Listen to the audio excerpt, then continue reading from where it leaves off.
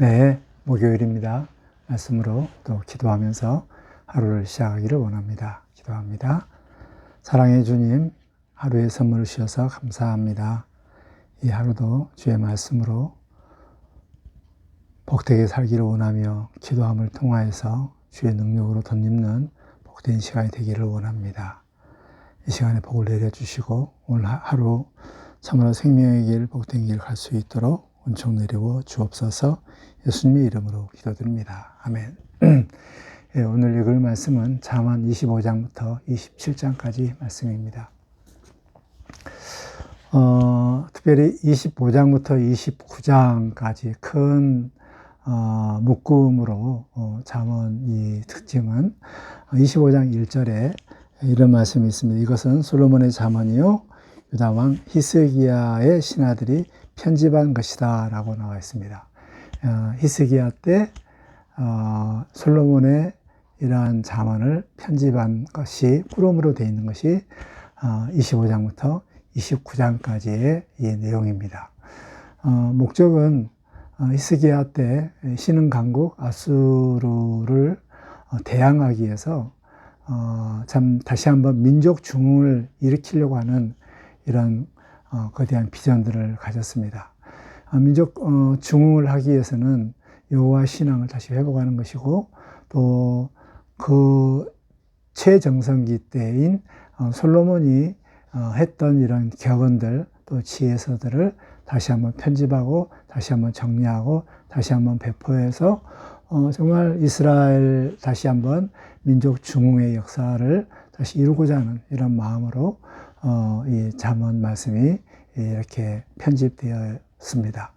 그래서 25장 같은 경우에는 왕과 신하에 대해서 이렇게 쭉 나와요. 왕에 대한 것들, 그리고 또 좋은 신하는 어떤 것을 가져야 되는가라는 이런 내용들이 이렇게 쭉 나와 있습니다. 그리고 일상적인 삶의 지혜들, 이런 모든 것들이 정말 어떻게 하면 민족 중흥을 일으킬 수 있는가에 대한 내용들이 나와 있습니다. 26장 같은 경우에는 특별히 미련한 자, 지혜자의 반대말 미련한 자를 정말 없애고 또 여기 게으른 자를 다시 한번 이렇게 훈계하는 이런 내용들이 나와 있습니다.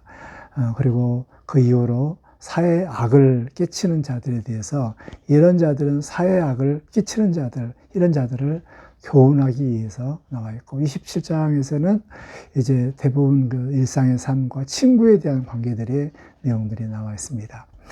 여하튼 29장까지는 정말 이 쇠락하는 나라를 어떻게 막고 다시 부흥할 것인가에 대한 이런 요소들을 다시 교훈하는 이런 내용들인데 저는 26장에 나와 있는 미련한 자와 게으른 자에 대해서 중심으로 살펴보려고 합니다. 사회에 다시 한번 나라가 강하게 되려면 민족 중흥이 일어나려면 정말 지혜로운 자가 되어야 됩니다. 지혜로운 자의 반대말은 미련한 자들이죠. 미련한 자들이 어떤 자들인가에 대해서 나와 있고 또 민족 중흥에 정말 좋지 않는 영향을 미친 게 바로 이 게으른 자들입니다. 부지런해야 되거든요. 그래서 부지런함에 반대되는 게으른 자들에 대한 이런 교훈들이 다시 한번 나오면서 정말 이 나라가 다시 한번 힘을 얻고자 하는 이런 교훈들로 잠언들로 되어 있습니다. 26장에 미련한 자들을 먼저 살펴보려고 하는데요. 미련한 자들에게 어울리는 것들, 미련한 자들이 참 어울리는 것들에 대해서 굉장히 좀 많이 이야기를 하는데요. 1절에 보면 미련한 자에게는 영예가 적당하지 아니하다. 미련한 자들은 영광스러운 일은 정말 이것은 자연스럽지 않고 이것은 정말 적당하지 않다는 것이요. 어느 정도 적당하지 않은가 그 비유를 마치 여름에 눈 오는 것과 같다. 여름에 눈이 안 오잖아요. 그래서 미련한 자들은 절대 영광스러운 것들이 오지 않는다라는 것을 이렇게 말씀하고 있습니다. 또 이제 3절에는 그 미련한 자들에게 어울리지 않는 것이 영예라면 미련한 자들에게 어울리는 것이 무엇인가? 그게 참 우리 가슴에 새겨지는 그런 말씀인데, 그 비유를 말이 제대로 잘 하기 위해서, 일하기 위해서는 말이 어울리는 것은 채찍이고 낙이 어울리는 것은 재갈이듯이, 미련한 자들이 제대로 일을 하고 하려면 등에 있는 매다. 정말 뼈를 때리는 이런 말씀이죠. 미련한 자의 등에는 막대기니라. 미련한 자들에게 어울리는 것은 막대기다. 이 막대기를 통하여서 미련한 자들이 미련에서 깨어나서 살아갈 수 있다. 어울림에 대한 이 부분들을 합니다. 또 이제 미련한 자들하고 이제 대화할 때 어울리는 것들이 무엇인가? 만약 미련한 자들이 어리석은 것을 따라 이제 대답하지 말라. 미련한 자들이 이렇게 어리석은 질문을 하면 나도 또 그 답을 했을 경우에 이것은 그렇게 하지 말라는 거예요. 왜냐하면 너도 동일하게 미련한 자가 되기 때문에 그렇다 하는 것입니다. 또 미련한 자들 5절에 보면 미련한 자들에게는 그의 어리석음을 따라 대답하라. 만약에 미련한 것들에 따라서 대답했는데 거기에 따라서 또 지혜로운 것을 해버리면 내가 스스로 지혜롭다라고 착각할까 봐서 미련한 대답에는, 미련한 질문에는 미련하게 그 수준에 맞게 대답을 해라. 그러니까 어울리는 미련한 자들에게 상대하는 방법에 대해서 이렇게 말씀하고 있습니다. 또 이제 미련한 자들에게 어울리는 것이 있는데, 어울리지 않는 것 중에 하나가 뭐냐면 미련한 자에게 기별하는 것, 이것은 중요한 업무를 맡기는 것이거든요. 미련한 자들에게는 중요한 업무를 맡겨서는 안 된다. 만약 맡겼다는 것은 마치 자기 밭을 베어버림과 해를 받은 것과 같다라고 했습니다. 미련한 자들에게는 중책을 맡기면 안 됩니다. 미련한 자들에게는 정말 해도 되고 안 해도 되는 이런 가벼운 일들을 맡겨야지 무거운 일을, 중요한 일을 맡겨서는 안 된다. 미련한 자들에게 어울리는 것은 중요한 일이 아니라 가벼운 일이다라는 것입니다. 또 이제 그 다음에 저는 자의 7절, 저는 자의 다리는 힘없이 달리나니 미련한 자의 입의 잠언도 그러하다. 미련한 자리 하는 이런 격언들 말들은 힘이 없어요. 쓸모가 없어요. 쓸모없다는 말들을 다시 한번 말씀하고 있습니다. 그리고 이제 또 미련한 자들에게 어울리지 않는 것은 영예거든요. 근데 만약에 영광을 딱 줬다, 미련한 자에 줬다, 중책을 맡겼거나 또 중요한 임무를 또 이렇게 직분을 줬거나 그랬을 경우는 어떻게 되는가? 이것은 돌을 물매 매는 것과 같다. 그래서 돌 물매는 이게 그 영향력이 크거든요. 만나는 주위에 있는 사람들에게 피해가 엄청나게 많아진다는 것이죠.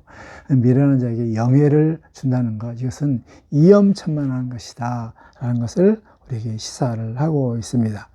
또 미련한 자의 입의 잠언은 술 취한 자가 손에 든 가시아 나무 같다. 미련한 자의 이러한 잠언, 미련한 자가 했던 이런 격언들, 말들, 이것은 정말 위험성, 술 취한 자가 가시나무를 치었으면 얼마나 위험합니까? 위험하다는 것을 우리에게 이야기를 하고 있습니다. 또 미련한 장인이 온갖 것을 만들 때 미련한 자를 고용하는 것, 이것은 미련한 자들을 고용하지 말라라고 이렇게 말씀하고 있습니다. 미련한 자들에게 어울리는 게 무엇인가? 등에 있는 매, 그리고 가벼운 일, 또 중책을 맡기지 않는 이런 것들이에요. 만약 그들에게, 미련한 자들에게 중책을 맡겼거나 또 중요한 임무를 맡겼거나 또 이렇게 또 거기에 맞게 상대를 했거나 그러면 저들이 이렇게 우리도 미련하게 되고 저들이 또 지혜롭고 착각할 수 있는 이런 위험적인 요소가 있습니다. 그래서 미련한 자는 미련한 자답게 대접하라. 미련한 자들에게 너무나도 큰 것을 맡겨서도 안 되고 중책을 맡겨서도 안 되고 미련한 자를 너무나도 이렇게 잘 해줘서는 이건 안 된다는 것이죠. 미련한 자들에서 벗어나라라는 것입니다. 참고로 이제 그 잠언에서 지혜자와 미련한 자에 대한 특성은 뭐냐면, 미련한 자는, 지혜자는 하나님의 말씀에 따라 그대로 순행하는 자요, 미련한 자는 하나님의 말씀을 알고도 그것을 행하지 않는 자, 이런 사람들이 미련한 자라는 것입니다. 예, 그래서 말씀에 따라 움직이지 않는 자들에게 중책을 맡기거나 또 그들을 상대한다든가 이것은 굉장히 위험천만한 일이라는 것을 잠언 말씀을 통해서 우리에게 알려주고 있습니다. 이 미련한 자가 만약에 정부의 중요한 정책을 맡거나 또 부와 신하가 됐을 경우에 이것은 얼마나 큰 위험이 있는가를 알 수가 있습니다. 그래서 정말 지혜로운 자는 하나님의 말씀에 따라 사는 사람, 이런 사람들을 교회 내에서도 중책을 맡기고 일을 맡기는 이것이 참으로 교회를 살리는 것이고 또 나라의 측면에서는 지혜로운 자들에게 이렇게 나라를 맡겨야만이 민족 중의 역사가 일어난다는 것을 우리에게 알려주고 있습니다. 그 다음에 두 번째로 살펴볼 것이 바로 게으른 자입니다. 게으름은 국가를 파탄으로 몰고 가는 또 중요한 그런 악행입니다. 좋지 않는 것이죠. 그래서 이제 그 솔로몬 때 6장에서도 솔로몬의 잠언 가운데 게으른 자에 대해서도 이야기했습니다. 계미에 가서 게으른 그 부지런함을 배우라라고 이렇게 말씀했죠. 게으른 자하고 항상 친한 친구가 뭐냐면 잠이에요. 예, 좀 더 자자, 좀 더 졸자, 손을 모으고 좀 더 누워 자면 이렇게 그 게으른 자가 또 친구가 있는 것은 가난입니다.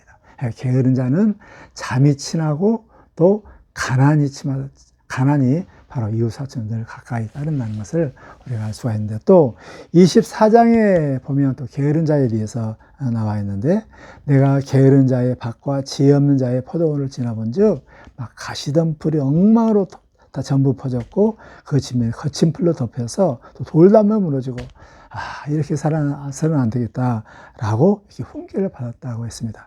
역시 게으른 자는 잠하고 친합니다. 내가 좀 더 자자, 좀 더 졸자, 손을 모으고 좀 더 누워 있자 하니 내 빈궁이 강도같이 오면 내 궁핍이 군사같이 이라. 6장에 있는 말씀 그대로 사용한 것을 볼 수가 있습니다. 오늘 그 이제 26장에 나와 있는 게으른 자에 대한 이 부분은 그 13절에 항상 변명을 한다는 거예요. 게으른 자는 길에 사자가 있다, 거리에 사자가 있다 하느니라. 예. 게으른 자는 절대 밖에 나가지 않습니다.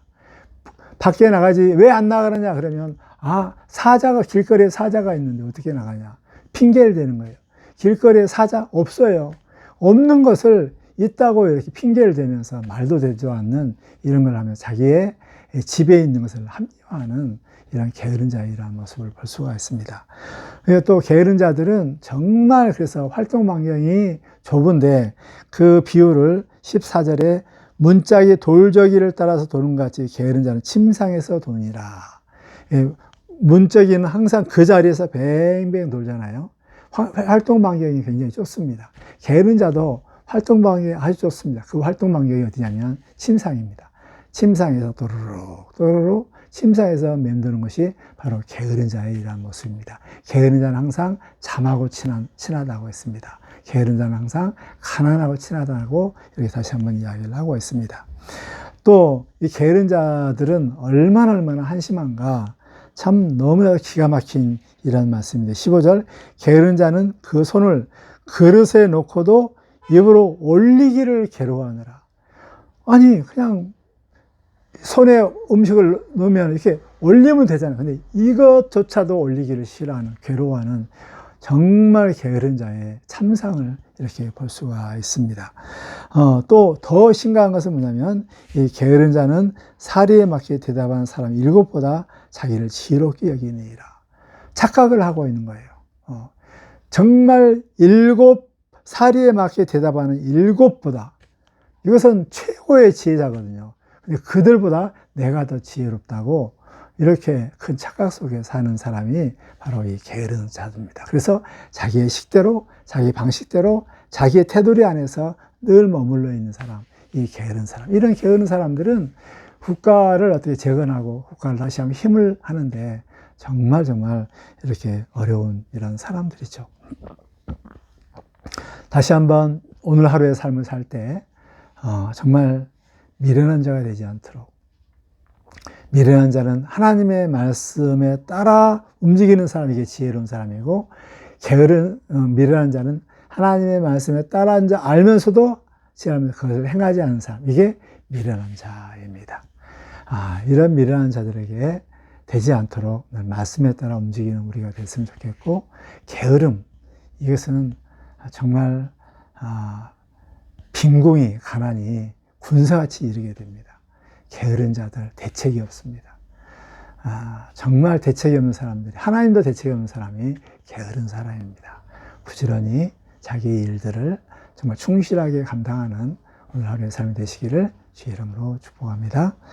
하나님 우리 아버지, 교회를 살리고 또 내 가정을 살리고 또 내가 속한 직장을 살리기 위해서 주의 말씀에 따라 움직이는 지혜로운 삶을 살게 하여 주옵소서. 말씀에 따라 움직이지 않는 자는 게으른 자라고 하였사오니, 이 게으른 자에게 걸맞는 것이 등에 있는 매여 하찮은 일이요 정말 이 영광과 정말 영광을 얻을 수 없는 이런 비참한 것입니다. 주님, 이런 사실을 기억하면서 부지런히 주의 말씀에 따라 움직이는 우리가 되게 해주시고, 하나님 아버지, 정말 우리가 게으르지 않도록 하나님께 주신 사명들을 충성스럽게 감당할 수 있도록 부지런한 근면함을 우리에게 허락하여 주옵소서.